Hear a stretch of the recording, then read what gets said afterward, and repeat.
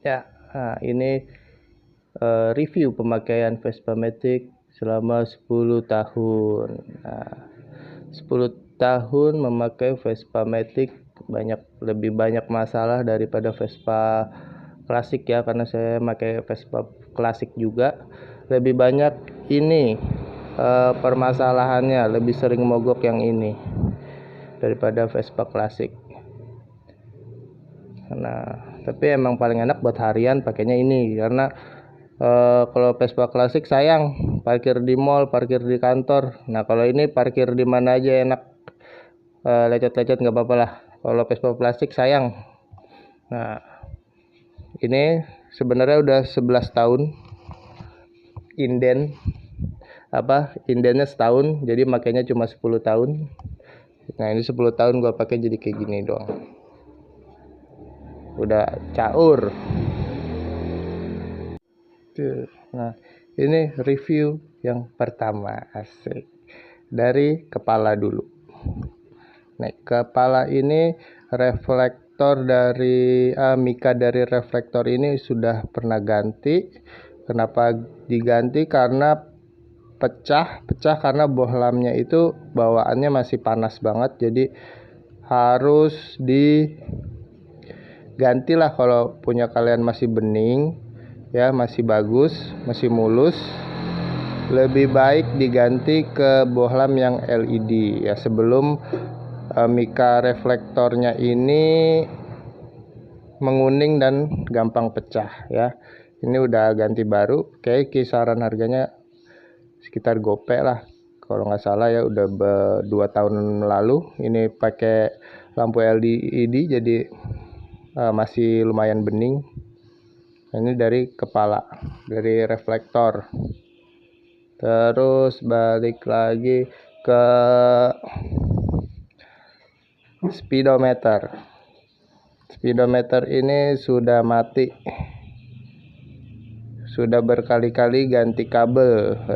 Tapi kalau kata orang bengkel, emang penyakit Vespa LX ini di speedometernya ya. Jadi emang mau ganti berapa kali kabel, paling bertahan sebulan udah rusak lagi kayak gitu.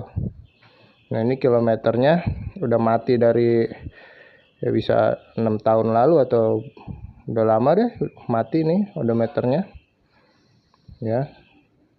Terus itu kepala, bagian kepala.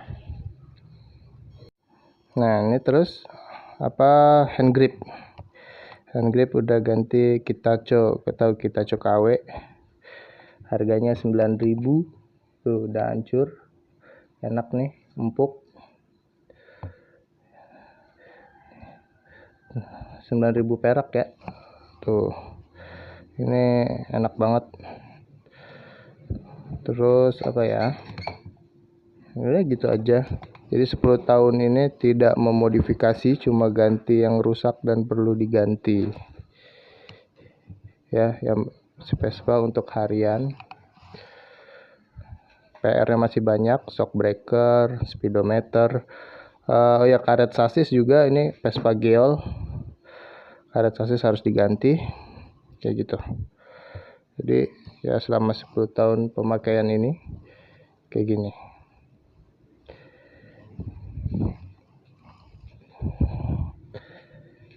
Nah, sekarang bagian jok.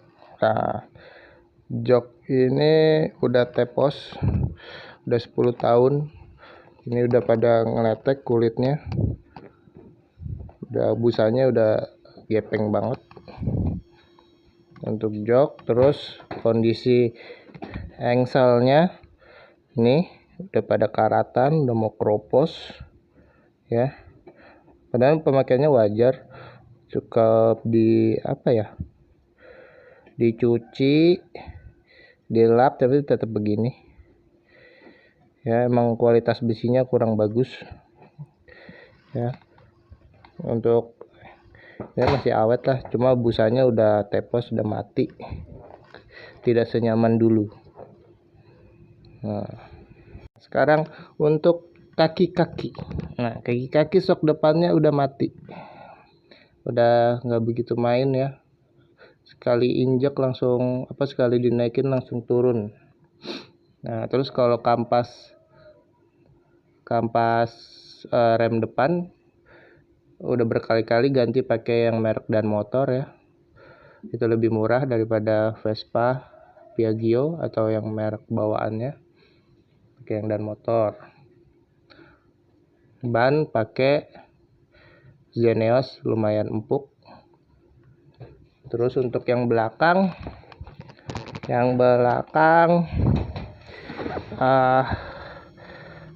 sama shocknya udah mati juga, nggak begitu nyaman, nggak. Terus bannya ini botak, cepat sekali botak ban belakang ya, karena Zeneos lumayan empuk sih, jadi gampang botak ya, bagian belakang botak. Kalau mau ganti yang tidak cepat botak, ganti yang lebih keras. Pengalaman sih pakai IRC itu lebih awet, yang merek IRC. Emang agak kurang nyaman, tapi untuk keawetan mantep. Nah itu untuk kaki-kaki, shock udah nggak enak depan belakang. Nah, sekarang tentang kelistrikan. Ya, kelistrikannya ini aki udah nggak pakai yang aslinya. Dari 10 tahun ini gue udah ganti relay 1 kali, relay starter. Nah untuk aki jangan pernah ganti aki ya di luar atau beda ampere dari aki bawaannya gitu loh. Nah gue pernah ganti ampere, ganti aki ampernya beda, dimensinya sama. Nah itu bikin kelistrikannya rusak, ECU gue rusak, CDI nya rusak ya, immobilizer gue jadi nggak aktif, nggak bisa nyala sama sekali. Nah terus gue gantinya jadi pakai CDI gue ganti BRT Shogun kayak gitu, Shogun 125 untuk ganti ini. Jadi ini untuk immobilizer udah nggak hidup, nggak berfungsi karena ECU nya udah dicopot. Kita pakai CDI Racing BRT. Nah itu dari kelistrikan ya, jangan sampai ampernya beda karena bisa ngerusak kelistrikan. Nah sekarang gue pakai aki ya bawaan ampernya Motobed ya, itu lumayan awet, udah 2 tahun masih bisa. Itu untuk kelistrikan. Nah sekarang bagian pernapasan. Nah nih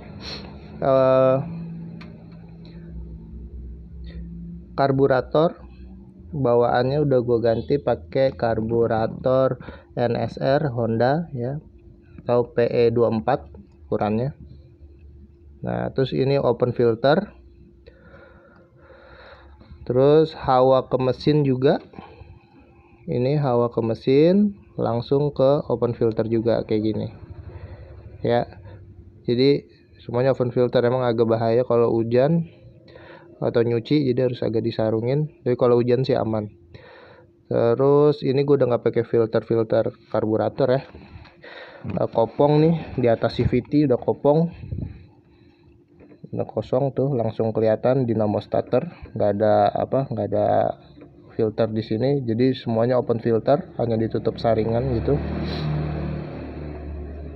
Jadi karburator yang lama itu udah nggak enak ya, lemot.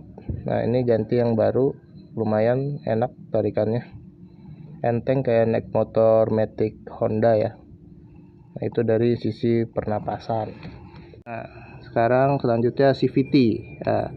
CVT ini sekarang standar.